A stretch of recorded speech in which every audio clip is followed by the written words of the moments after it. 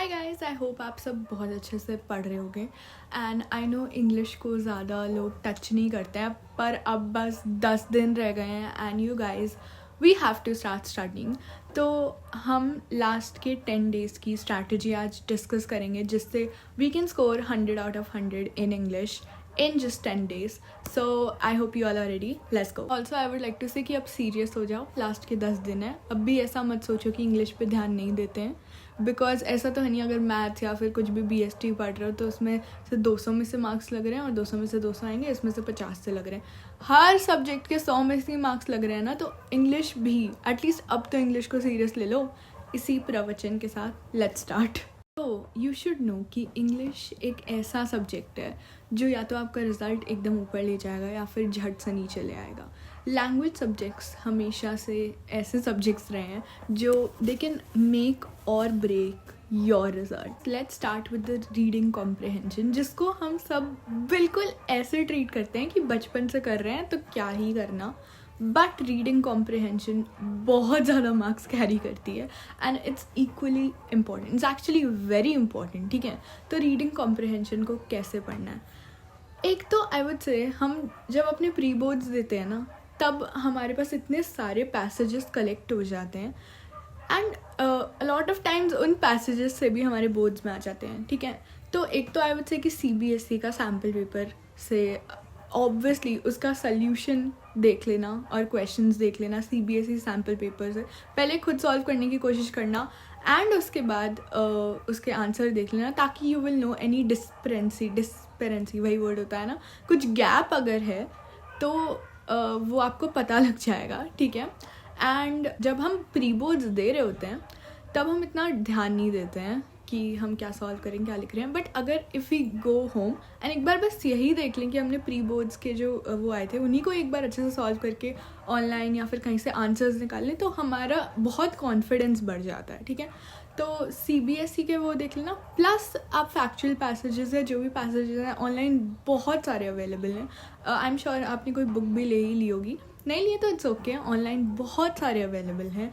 Go and check them out and मैंने भी जब मेरे बोर्ड्स थे I solve a lot of reading comprehension also because it helps a lot in CVT। Do you know CVT में चार वो आए थे रीडिंग कॉम्प्रिहेंशन, वो भी बहुत बड़े बड़े। तो reading comprehension is gonna help you a lot.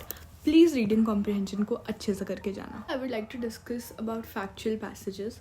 जो फैक्चुअल पैसेजेस होते हैं जो आते हैं वो कंपैरेटिवली ईजी होते हैं, हम सबको पता है, क्योंकि उसमें जो फैक्ट्स हैं, जो डेटा वो मांग रहे होते हैं वो वहीं पे ही गिवन होता है। तो it's comparatively easy to moderate, right.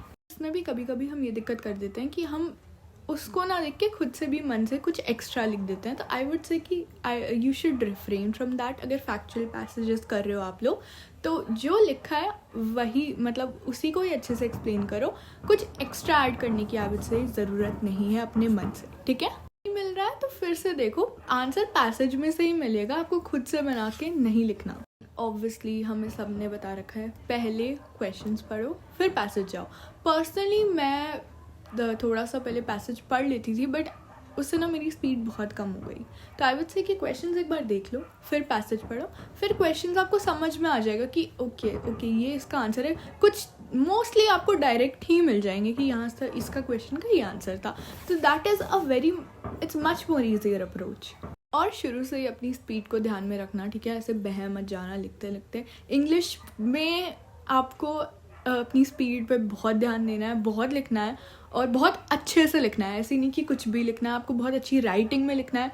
इसीलिए इंग्लिश में लोगों के मार्क्स नहीं आते, बिकॉज वो लिख देते हैं सब बट अच्छे से नहीं लिखते, और अगर अच्छे से लिखते हैं तो बहुत, मतलब जो लिखना होता है वो नहीं लिखते। तो that is the thing. Please समझने की कोशिश करो कि इंग्लिश के पेपर में ऑलमोस्ट सबको सब कुछ आता है और सबको लगता है कि हमने बहुत अच्छा पेपर दिया है, बट ऐसा नहीं होता। जस्ट बिकॉज लोग या तो प्रॉपरली टाइम डिवाइड नहीं कर पाते या फिर प्रॉपरली लिख नहीं पाते, प्रिसाइज नहीं हो पाते। Please don't do that. अच्छे से अपना टाइम डिवाइड करना अभी से सीख लो, कहाँ पे किसको कितना टाइम देना है, ताकि प्रॉपरली कंप्लीट हो जाए पेपर। ठीक है, रीडिंग पैसेज को कितना टाइम देना है। ये टाइम है जब आप ज़्यादा से ज़्यादा सैम्पल पेपर सॉल्व करो, उसमें से रीडिंग पैसेजेस देखो, उसमें से टाइम डिवाइड करो। यही टाइम है, अभी 10 दिन है आपके पास, और अभी आप प्रॉपरली अगर आप शुरू करो और सैम्पल पेपर्स लगाओ और फिर उन्हें चेक कराओ किसी से, मतलब ऑब्वियसली अपनी टीचर से या समबडी हु नोज़, ठीक है। तो ये ट्यूशन टीचर, स्कूल की टीचर, तो वो आपको मार्क कर सकेंगे, आपको पता चलेगा कि आपके नेगेटिव्स कहाँ हैं, आपके पॉजिटिव्स कहाँ हैं। That would be really helpful, because writing practice is very important अभी के टाइम में। अब आपको ऑलमोस्ट सब कुछ आता है, आपने कितनी बार प्री बोर्ड्स दे दिए हैं, बट आपको ये अभी आपको अपने फ्लॉज ढूंढने हैं जो थोड़े बहुत रह गए हैं, और उस गैप को आपको फिल करना है, राइट। अगर आपको पता ही नहीं है कि आप गलतियाँ क्या कर रहे हो, तो आप वहाँ पे जाके वही रिपीट करोगे, ठीक है। तो हम इंग्लिश के पेपर को, मैं कह रही हूँ, फिर से नज़रअंदाज कर देते हैं। प्लीज़ मत करना, आपके पास टाइम है अभी, क्योंकि पता है लास्ट में ये हो जाता है कि जिनमें आपको एक्सपेक्टेड नहीं है मार्क्स आएंगे उनमें आ जाते हैं, बट इंग्लिश जैसे सब्जेक्ट में आपके मार्क्स नहीं आते हैं, and that hurts very much. और जो डिस्कर्सिव पैसेज होता है उसमें थोड़ा सा आपको इंटरप्रिटेशन करनी होती है। फैक्चुअल में मोस्टली आपको वही सेम लाइन स्टेपलिंग होती है, बिकॉज दे आर फैक्ट्स। आप उसमें क्या ऐड करोगे? डिस्कर्सिव में आपको थोड़ा इंटरप्रेट करके लिखना होता है, तो उसमें ज़्यादा लोग प्रॉब्लम करते हैं। बट स्टिल आपको पैसेज बार बार पढ़ना है, अगर नहीं मिल रहा कुछ तो बार बार पढ़ो, आपका आंसर उसी में ही होगा। आंसर आपको उसको उठाना है, थोड़ा सा पैराफ्रेज करके लिखना है, इंटरप्रेट करके, ठीक है, और कुछ नहीं करना। कि नॉलेज टेस्ट नहीं हो रही है, it's just how you present it, ठीक है। तो ऐसा कुछ रॉकेट साइंस नहीं है reading comprehension. We have been doing it for a long time and still people make a lot of mistakes in this, so I hope I could help you all. जितने उठा सकते हो sample papers, मैंने बोल दिया, उठाओ और लगाओ। राइटिंग स्किल्स पे आते हैं। राइटिंग स्किल्स पे आपका बहुत टाइम जाएगा, आपको लगेगा कि यार मैं कर देता हूँ, बट पेपर में आपको लगेगा भाई ये तो ख़त्म ही नहीं हो रहा है, या फिर मेरा बहुत टाइम जा रहा है, मैं आगे लिटरेचर कैसे करूँगी या कैसे करूँगा। इसीलिए अभी से ही टाइमर लगा के करने लग जाओ पेपर, ठीक है। नोटिस अगर बनाना है, जितना भी टाइम स्टिपुलेटेड आपको लगता है कि लगना चाहिए, उससे ज़्यादा नहीं लगना चाहिए, ठीक है। और प्रॉपरली ऐसे ही नहीं कि कहाँ डंडियाँ ऐसे लाइन घुस रही है, कुछ नहीं, अच्छे से बनाना है, ऐसे नहीं कि जल्दी जल्दी में ख़राब करके करेंगे, क्योंकि वहाँ पे आप ये सब नहीं कर सकते, ठीक है। नोटिस रफ में मत बनाओ, अच्छे से बनाओ। अगर even if you are giving a sample paper खुद से कर रहे हो तब भी अच्छे से बनाओ, दो things matter a lot. Also like आपका इन्विटेशन एंड रिप्लाई अगर आएगा तो आपको जो कंपैरेटिवली ईजी लगे ना वही करना, ठीक है। बट बस ये है, जो भी इजी लगे, लाइक मुझे भी लाइक मोस्टली इनविटेशन इजी लगता था, पर मैंने अपने पेपर में रिप्लाई कर दिया, एंड इसीलिए मैंने काटा पीटी कर दी, एंड इसीलिए मुझे लाइक प्रॉब्लम हुई, एंड आई थिंक मेरे मार्क्स कटे उसकी वजह से। तो प्लीज़ जो आप पहले से सोच के गए हो वो उसको अच्छे से समझ लो, उसके कितने भी वेरिएंट्स आए, पर आप जो लिख रहे हो वहाँ पे काटा पीटी नहीं होनी चाहिए। जो भी आपको इजी लग रहा है, अगर आपको रिप्लाई लग रहा है वो करके जाओ, दोनों करके जाओ। वहाँ पे जो आपको इजी लग रहा है आप वो अटेम्प्ट करना, बस ये देखना कि काटा पीटी नहीं होनी चाहिए। नोटिस का हम सबको पता ही है, बॉक्स बनाना है, जो भी रेलिवेंट इन्फॉर्मेशन है बस वही देनी है, उससे आगे पीछे कुछ नहीं करना। This is to hereby inform blah blah blah, date time venue this, ठीक है, सिग्नेचर नेम, बस, ठीक है, मतलब जो भी आपका फॉर्मेट है। तो उसमें बिना बात के टाइम वेस्ट बिल्कुल मत करना। पर इसमें लोग ये गलती कर देते हैं कि एक ही पेज में नोटिस नहीं करते। भाई अगर आपका यहाँ ख़त्म हो रहा है, इतनी सी जगह पे आप नोटिस बनाओगे क्या? आपका दिमाग ख़राब है? नो ऑफेंस, अलग पेज ले लो, कोई आपको वो नहीं कह रहा कि आप पेपर वेस्ट कर रहे हो, अलग सी जगह ले लो, नोटिस एक ही पेज पे आना चाहिए, प्लीज़ ये ध्यान रखना। देखो रिपोर्ट और आर्टिकल पे आते हैं अब, ठीक है। रिपोर्ट और आर्टिकल में मुझे पर्सनली सच में मुझे आर्टिकल ज़्यादा पसंद है, क्योंकि आप अपने ओपिनियंस लिख सकते हो, ठीक है, वो बात सही है। पर मैं वहाँ पेपर में रिपोर्ट लिख के आई थी, बिकॉज रिपोर्ट इतनी ज़्यादा ईजी होती है, आपको कुछ सोचना नहीं होता एक्स्ट्रा, आपको ज़्यादा वो नहीं लगाना होता दिमाग, बस कुछ प्रोटोकॉल्स फॉलो करने होते हैं, कुछ आपको लर्न करके जाना होता है, और वहाँ वो टेप देते हो। तो आई वुड से रिपोर्ट लिख के आओ, बहुत ज़्यादा ईजी होता है रिपोर्ट लिखना, क्योंकि हर उस पर हमारा ओपिनियन नहीं हो सकता ना, क्या पता कुछ ऐसा टॉपिक आ जाए जिस पर हमारा ओपिनियन ही नहीं बन रहा। तो आई वुड से कि रिपोर्ट को अच्छे से करके जाओ, है ना। बाकी obviously it depends on you, आपको अगर लग रहा है कि आर्टिकल मैं बेटर लिख पाऊंगी तो गो अहेड, मैं आपको ये नहीं करेगी रिपोर्ट ही लिख के आओ या आर्टिकल ही लिख के आओ, ठीक है। और अगर आर्टिकल लिख रहे हो तो कुछ इम्पोर्टेंट उस पर तो मतलब याद करके ही चले जाना, थोड़ा बहुत देख के तो चले ही जाना, जैसे वाटर या फिर वो गर्ल चाइल्ड या फिर डाउरी, ये बहुत ज़्यादा प्रेवलेंट इश्यूज़ हैं और इन पे बहुत ज़्यादा चांसेस हैं कि आ जाए। या फिर social media, oh my God, social media is such a prevalent issue. उस पर कुछ स्लोगन याद कर जाना, प्रोवर्ब, फ्रेज़, जो भी कुछ भी याद कर जाना, ताकि अगर वो आ जाए बाई चांस तो आपको लिखना आता हो। क्योंकि भैया पेपर लिखते लिखते कॉन्फिडेंट रहना बहुत ज़रूरी है, कॉन्फिडेंस आना बहुत ज़रूरी है कि जो मैं लिख रही हूँ या लिख रहा हूँ वो सही है। क्योंकि अगर आप कॉन्फिडेंट नहीं हो तो आप कटिंग करते हो, जो मैंने की थी बहुत ज़्यादा, ठीक है। तो कटिंग नहीं करनी, कॉन्फिडेंट रहना है। जो भी लिख रहे हो उसको ध्यान से लिखो, पढ़ो, समझो, लिखो, मतलब you should be in your senses, ठीक है। ऑल्सो लेटर टू एडिटर और जॉब एप्लीकेशन वाली जो थिंगी है, आई वुड से दोनों ही बहुत अच्छे हैं, ठीक है। लेटर टू एडिटर हम बहुत पहले से लिख के आ रहे हैं, ठीक है।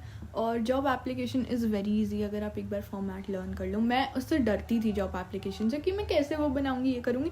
It is so easy. आपको वहाँ पे जो भी सही लग रहा है कि ये मैं इसमें ज़्यादा लिख सकती हूँ, इसमें ज़्यादा मैटर मैं अच्छे से लिख सकती हूँ, आप वो लिखाना वहाँ पे, ठीक है। बस बी कॉन्फिडेंट एंड ऐसे मत समझना कि मुझे नहीं आ रहा है, मुझे नहीं आ रहा है। ट्राई करना वहाँ पे अगर कुछ नहीं भी आ रहा है तो। Okay guys, now let's talk about literature. देखो, लिटरेचर में तो आपको एनसीईआरटी बहुत इंपॉर्टेंट है, पता ही होना चाहिए, सब कुछ पता होना चाहिए एनसीईआरटी में। एक ऐसा नहीं होना चाहिए कि चैप्टर्स नहीं पता कहाँ से आ रहे हैं, क्या हो रहा है, ठीक है। क्योंकि मेरे जो लास्ट प्री बोर्ड था तब तक मुझे ये भी नहीं पता था कि आई थिंक कोई पोएम थी टाइगर वाली, आई डोंट नो, मुझे ये नहीं पता था कि वो कहाँ से है, वो है भी हमारे सिलेबस में। प्लीज़ नो योर सिलेबस, मेरे जैसी गलती मत करना, ठीक है। एंड आई वुड से कि जब आपको रीडिंग टाइम मिलता है, या तो आप उसमें रीडिंग कॉम्प्रिहेंशन अच्छे से पूरी पढ़ लो, या फिर अपने लिटरेचर के क्वेश्चन पढ़ लो। एंड अगर आप नहीं भी पढ़ रहे हो तो लिटरेचर के क्वेश्चंस पहले, मतलब जब आप खोल रहे हो तो देख लो सारे, एक बार रीड कर लो। बिकॉज ये बहुत गंदी फीलिंग होती है कि आपने क्वेश्चन कर लिया और उसके बाद देख रहे हो नीचे वाला ज़्यादा इजी था, या फिर ये वाला चैप्टर मैंने ऐसे ही बना के लिख दिया पर नीचे वाले में और अच्छे से आंसर कर सकती थी।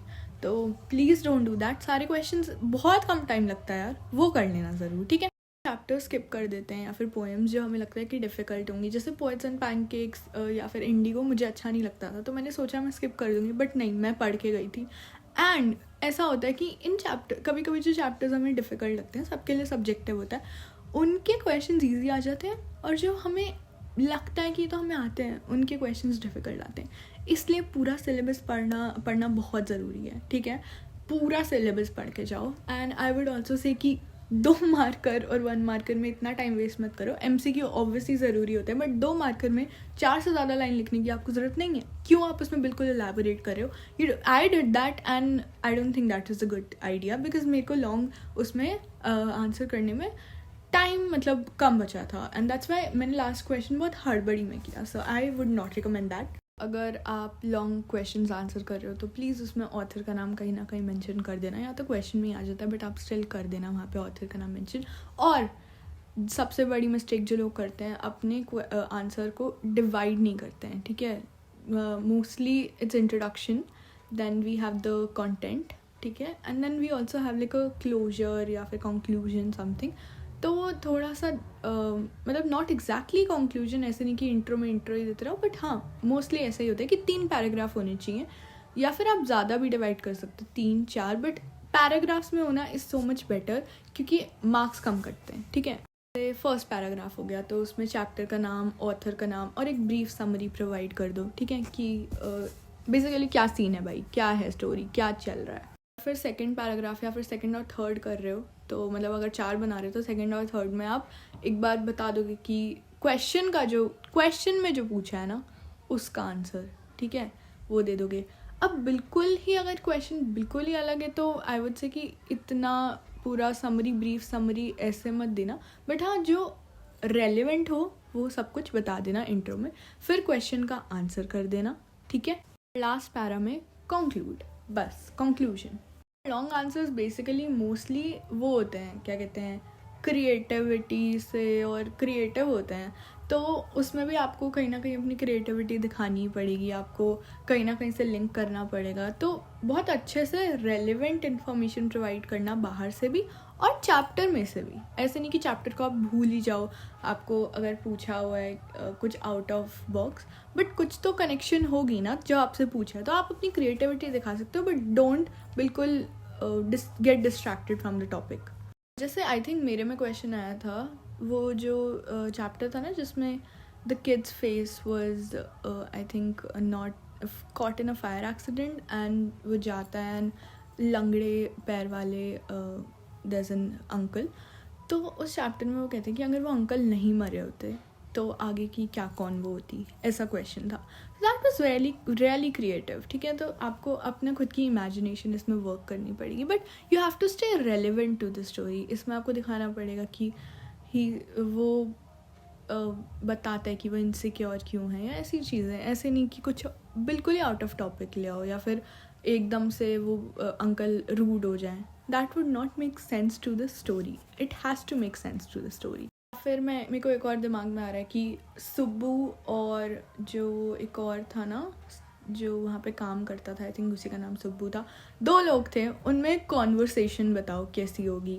अगर वो दोनों मिल गए एक दिन and they have a fight तो वो कैसी होगी. ऐसे बिल्कुल out of the box but very fun things can come. ठीक है, और आप ये ऑनलाइन बहुत सारे आपको मिल जाएंगे, यू कैन सर्च. ठीक है, कि क्रिएटिव क्वेश्चंस या फिर समथिंग लाइक दैट आपको सैम्पल पेपर में भी मिल जाएंगे.